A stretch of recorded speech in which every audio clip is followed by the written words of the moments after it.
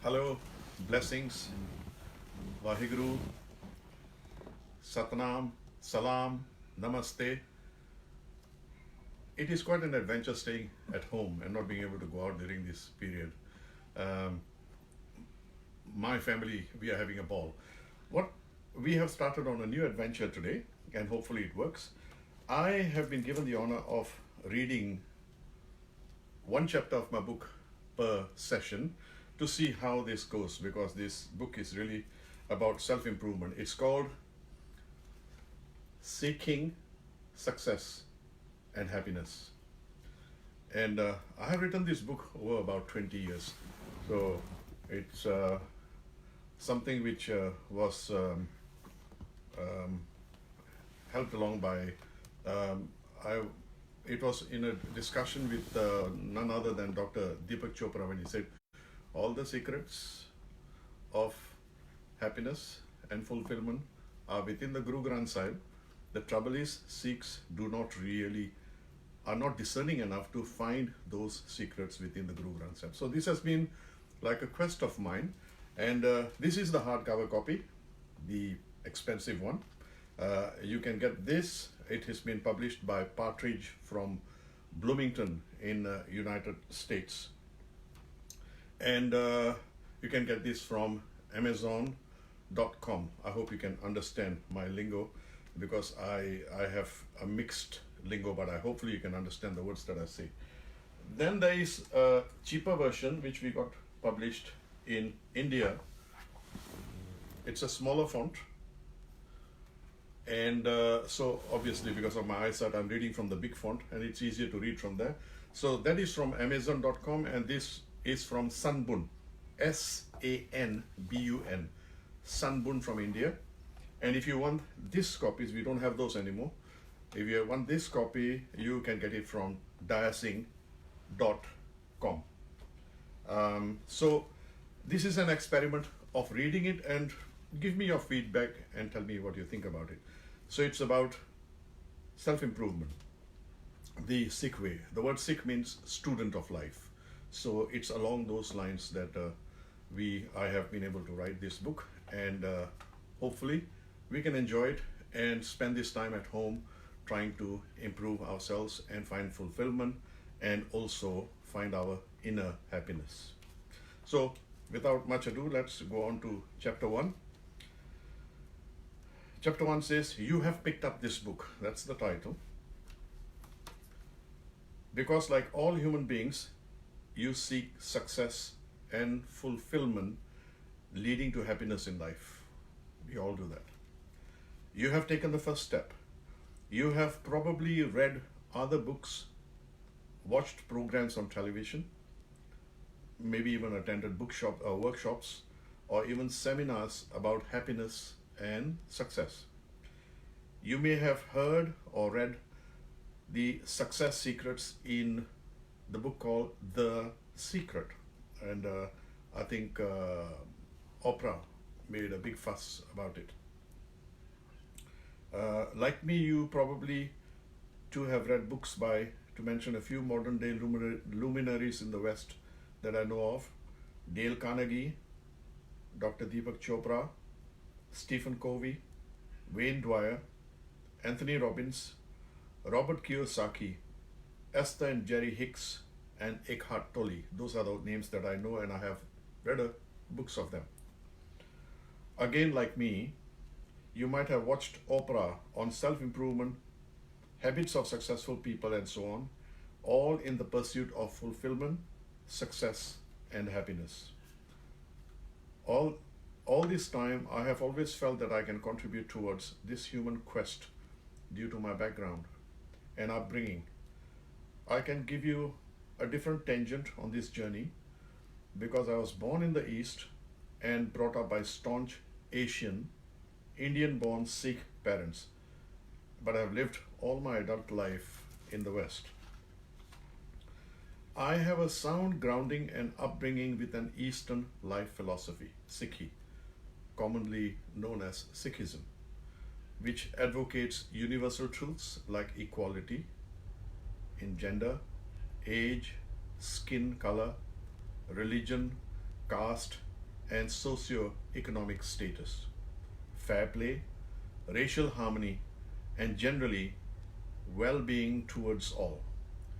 In the West, I have had the freedom to choose my lifestyle without undue societal restrictions and pressures, which can be very restrictive in the East. By East, I mean firstly my background as a Malaysian-born Sikh with ancestry from the northwest corner of the subcontinent of India, the region called Punjab, with influence from multiracial Malaysia of the 1950s and 60s, comprising mainly Malays, Chinese, and South Indians, mainly Tamils and Malayalis, and Sikhs, a distant minority alongside Eurasians and the indigenous people of Malaysia. By West are my observations of life while living in England, 10 years, and Australia, current home for over 35 years, almost 40 now, and changing trends on Western and even West-influenced Eastern media, television programs, and movies over the last 40 years. These are factors which certainly influence society in general. Besides sex and violence, there is a growing disenchantment with organized religion and a drift away from a stable family life. I must mention at the outset that in the shrinking global village we live in, sometimes Easterners outdo the Westerners in being westernized and vice versa. This also means that we have the opportunity of taking the best of both worlds. So, back to the pursuit of success and happiness. I have found that most of the advice which I have picked up in books by the great authors that I have mentioned above appear to gloss over two factors: the need for self-discipline and one's spirituality. I do make a very clear distinction between spirituality and being religious. Good personal discipline gives the pursuit of happiness and success a deeper and more lasting grounding. All the great successful men and women that I have met and those I have read about have a very strong personal discipline, like being early risers and planning their day. There is a saying that if you fail to plan, then you plan to fail. If you fail to plan, then you plan to fail. Personal discipline is very important. For example, if you wish to be a world-class elite athlete or sports person, then it means a daily routine of hard work.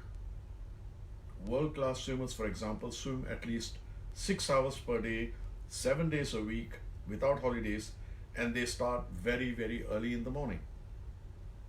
If you are overweight, then a complete change in lifestyle and a disciplined diet is needed to lose weight.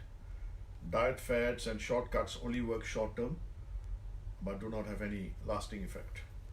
It is no different with wanting to be happy. Attitude towards life in general and towards fellow human beings has to change. The mind and heart have to be trained to be happy. The general global ethic is that if you work hard, you will receive just rewards, and with those rewards, you can become happy. If you are not happy, it simply means you have to work even harder to earn the rewards with which you can finally become happy. It is not uncommon to hear that happy are those who dream dreams and are willing to pay the price to make them come true. I want to change that formula. Start with being in a state of happiness and contentment, and good results will follow at school, work, and home. Happiness is not the final reward.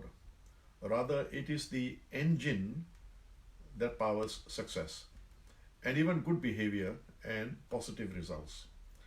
Spirituality to me means the need to come to grips with one's mortality and some awareness of what exists beyond the limitations of our intellect. Within this book are pointers from my life experiences of being happy, having lived the first 25 years of my life in Malaysia, and then the next 10 years in the United Kingdom, and now Australia. Besides all that, I have been traveling globally with my music group, interacting and observing human beings globally for over 25 years. Therefore, my contribution perhaps is that I might not be able to help in the arena of discipline. I might be able to help in the arena of discipline. Do not worry. It does not entail becoming a religious adherent, a teetotaler, a vegetarian, or only eating and drinking certain types of bodily nourishment, taking a cold shower every morning, circumcision, performing penances or austerities, and so on. Just some basic self-discipline and a time out for self routine, which I shall explain as we go along, and mostly a strong desire for success and happiness and a positive direction in life. So, exercise 1. Where do we start? You have already taken the first step. You are reading this book, and that means that ultimately you want to be happy and are willing to do something about it. Now take the second step. Very simple. Relax the muscles on your face. Drop your shoulders in relaxation. Remove the frown. Clear the furrows in your forehead. Turn the sides of your mouth upwards and plant a slight pleasant smile on your face and say to yourself, I am happy. Yet it is as simple as that. You are now breathing slower and more deeply. If not, do so. Slow down. When you decide that you are happy and believe it, the elements, the subtle body around you, the spiritual environment around you, your aura, or whatever name you have for that conscious environment around you, or the intelligent life force around you, starts working for you to attain happiness. Feed positive thoughts within yourself. They radiate in the environment around you and within you, and positive things begin to happen.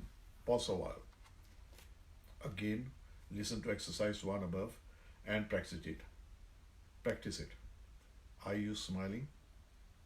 Are you relaxed? Do not dwell in the past anymore.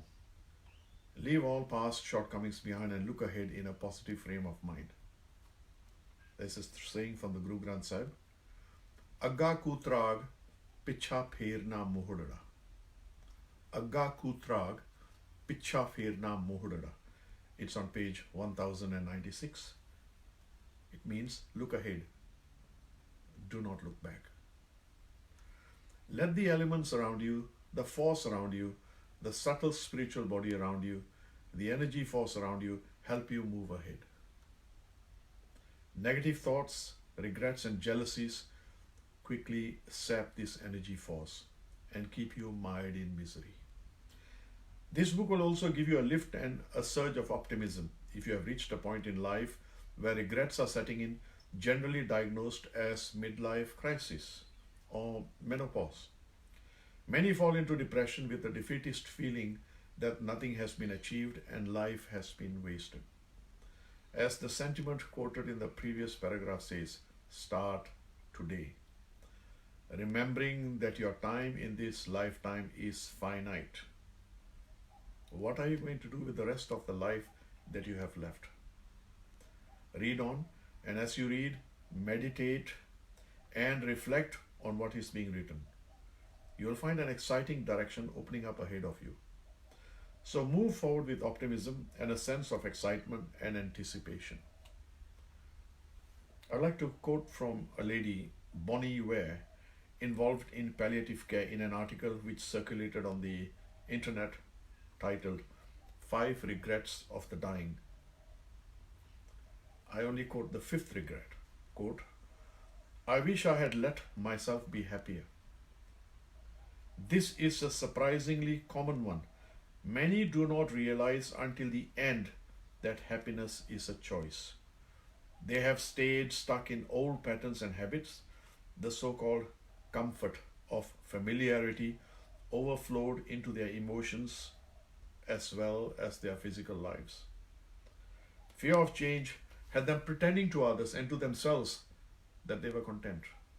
Deep within, they longed to laugh properly and have silliness in their life again. When you're on your deathbed, what others think of you is a long way from your mind. How wonderful to be able to let go and smile again, long before you are dying. Life is a choice. It is your choice. Choose consciously, choose wisely, choose honestly, choose happiness, unquote.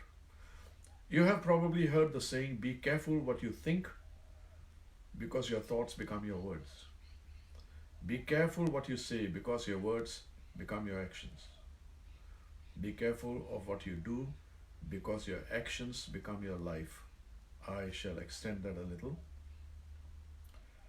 Be careful what you think, feel, visualize, or dream of, because your dreams, your visualizations, your thoughts and your feelings, your emotions become your words. Be careful of what you say, because your words become your actions. Be careful of what you do, because your actions mold your life into the future. So remember, if you are feeling negative and thinking doom and gloom, then doom and gloom shall manifest in your life. Alternatively, if you adopt a cheery disposition and feel and engulf yourself in an atmosphere of optimism, then you shall move in that direction towards success, fulfillment, and happiness. I recognize that some people are clinically depressed. They should continue seeking medical care. Most people, though, have the faculties to choose a happy state of mind. They can simply choose to be optimistic. They can surround themselves with people who are happy. They can choose to avoid unhappy words or people.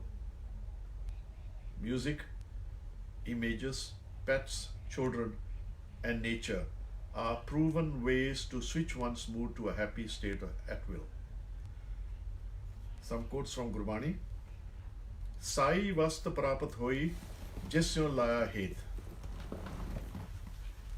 You obtain exactly what you longed for. Another quotation. Sai vast prapat hoi jis seti man laya. I have obtained those things which my mind desired.